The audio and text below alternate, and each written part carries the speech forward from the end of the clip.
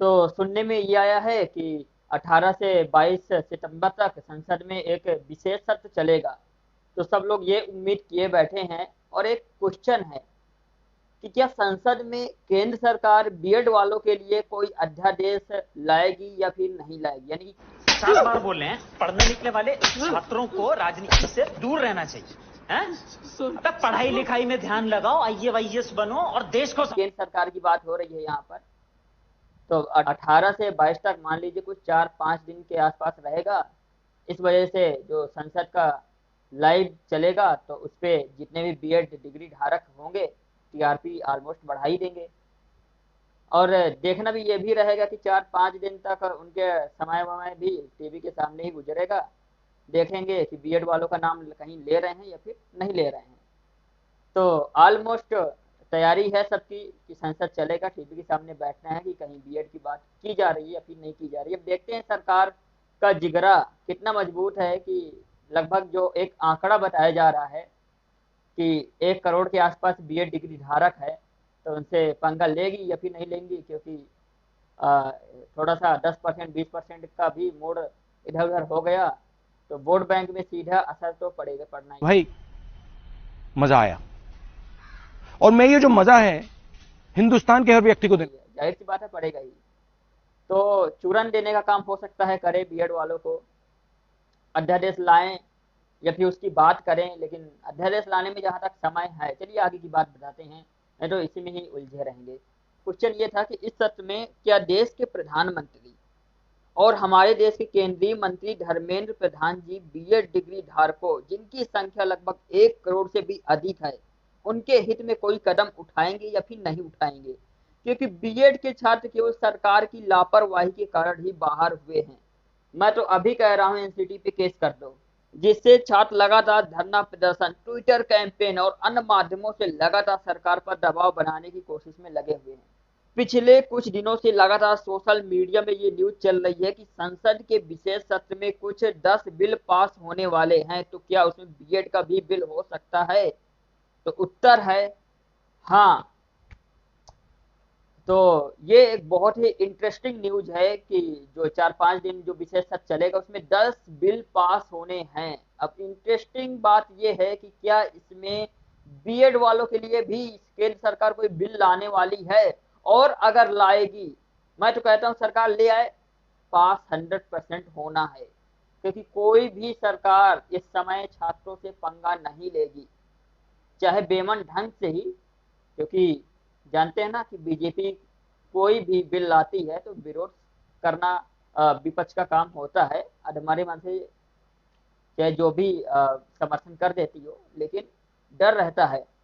लेकिन तो कुल मिलाकर अगर आप लोग प्लान्ड वे में सरकार को घेरते हैं अच्छी तरह से एक अच्छी संख्या बल में, तो संसद में बिल जरूर पास हो सकता है। इसके लगभग 100% चांसेज हैं। अब देखिए एक टेक्निकल वे में समझिए कि सरकार के पास बीएड धारकों को पीआरटी में शामिल करने के लिए दो सॉलिड रास्ते हैं, और ये उनको भी पता है। पहला है ऑर्डिनेंस। यह ऐसा मामला है जिसके पास होने पर बीएड डिग्री धारकों को कोई भी बाहर नहीं कर सकता, सुप्रीम कोर्ट भी बाहर नहीं कर सकता। और दूसरा है आरटीई एक्ट में संशोधन। इस एक्ट में एक ऐसा रूल है कि अगर सरकार चाहे तो केवल 1 मिनट में बीएड धारकों को पीआरटी में शामिल कर सकती है।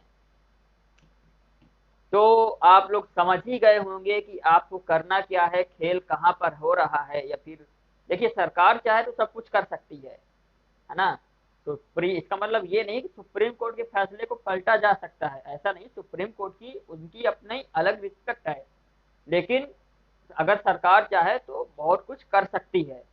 चलिए मैं आपको ये थोड़ा सा स्क्रीनशॉट देखिए, इसको पढ़ के सुना देता हूँ। शुल्क और अनिवार्य बाल शिक्षा का अधिकार नियम 2009 में धारा 23(2) का है, जहां किसी राज्य में शिक्षक शिक्षा में पाठ्यक्रम या शिक्षण या प्रशिक्षण प्रदान करने वाले प्राप्त जहां किसी राज्य में शिक्षक शिक्षा में पाठ्यक्रम या प्रशिक्षण प्रदान करने वाले पर्याप्त संस्थान नहीं है, या उपधारा 1 के तहत निर्धारित न्यूनतम योग्यता रखने वाले शिक्षक पर्याप्त संख्या में उपलब्ध नहीं है, केंद्र सरकार यदि आवश्यक समझे तो ऐसा कर सकती है।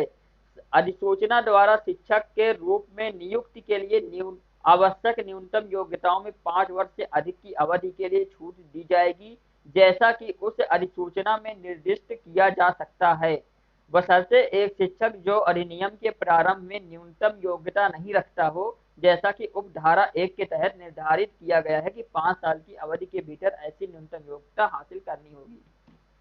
देखिए, इसका कुल मिलाकर कहना सिंपल लैंग्वेज में ये समझें कि अगर जितनी जरूरत है उतनी संख्या में अगर छात्र नहीं मिले, योग्य छात्र, तो बीएड वालों को भी मौका दिया जाएगा। जितनी बची वैकेंसी होंगी, मान लीजिए 80,000 है, 40,000 मिल गए, 40,000 बाकी है, तो उन 40,000 में बीएड वालों को मौका दिया जाएगा। देखिए, अगर आपको केंद्र सरकार तक अपनी बात रखनी है तो आपको उसमें राज्य सरकार की मदद लेनी पड़ेगी, और अगर राज्य सरकार ने सिफारिश कर दी तो केंद्र सरकार आरटी एक्ट में तुरंत संशोधन कर देगी और बीएड वालों को पीआरटी में शामिल कर लिया जाएगा। तो मतलब कि राज्य सरकार का भी अहम रोल यहाँ पर होने वाला है। देखिए, अब जो बीएड के छात्र हैं वह किस प्रकार से अपनी बात को राज्य सरकार तक पहुंचा सकते हैं और राज्य सरकार से केंद्र सरकार तक यह मामला पहुंच सकता है। थोड़ा सा ट्विटर कैंपेन को साइड पे रख दीजिए आप एक बार, थोड़ा सा फेसबुक में जो यूट्यूब में जो वीडियो देखे थे इनको साइड पे रख दीजिए। आपको करना क्या है कि देखो, केंद्र सरकार तक अपनी बात पहुंचानी है तो आपको राज्य सरकार के माध्यम से पहुंचानी होगी, और राज्य सरकार तक पहुंचानी है तो आपको अपने लोकल के विधायकों के द्वारा पहुंचानी होगी। मैं ऑलरेडी इस पर वीडियो बना चुका हूं, लेकिन कोई देखता ही नहीं है। तो अब आप लोग को करना क्या है, देखिए आपके पास समय 18 सितंबर तक का ही है। उसके पहले आपके लोकल के जो भी विधायक है, सांसद है, जितने भी अधिकारी हैं, यहाँ तक कि जो जैसे जो भी पार्टी के मंत्री होते हैं, जितने भी पोस्ट वोस्ट के होते हैं, तो सबको इतने ज्ञापन दीजिए जैसे कि एक जगह से सुनते होंगे कि एक मामले में लोगों की 20, 25, 30, 100 एफआईआर हो जाती हैं। वैसे आपको भी यही करना है।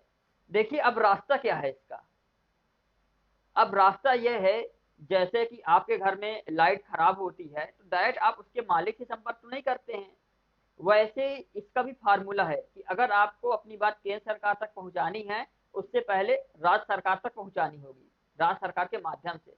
और राज्य सरकार तक बात कैसे पहुंचेगी, आपके लोकल के जो मंत्री हैं, विधायक हैं और सांसद हैं, जितने भी जनप्रतिनिधि है, उनको ज्यादा से ज्यादा एप्लीकेशन दीजिए, उनको ज्यादा से ज्यादा उनके यहाँ पहुंचिए, उनसे बात कीजिए, क्योंकि बहुत ही अच्छी प्रकार से आप लोकल में जाकर बात कर सकते हैं।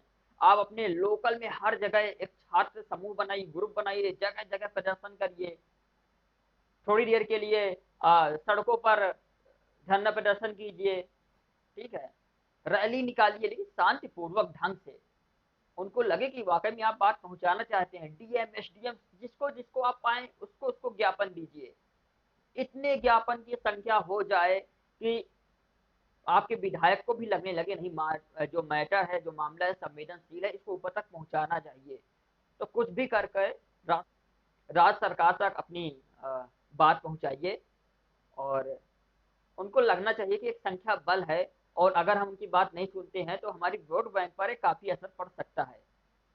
फिलहाल आज के इस वीडियो पर मेरा जो मकसद था आप लोग को समझाना, वो मैंने समझा दिया है क्लियर वे में। फिलहाल अगर कोई और न्यूज होगी तो आप लोग को फिर मैं बता दूंगा, लेकिन कोशिश करिए थोड़ा सा। मैंने पहले ही वीडियो बनाकर आपको बताया था, लेकिन आप लोग देखते ही नहीं है। देखा करिए, हर एक वीडियो को देखा करिए, कहाँ से कौन सी जानकारी मिल रही है।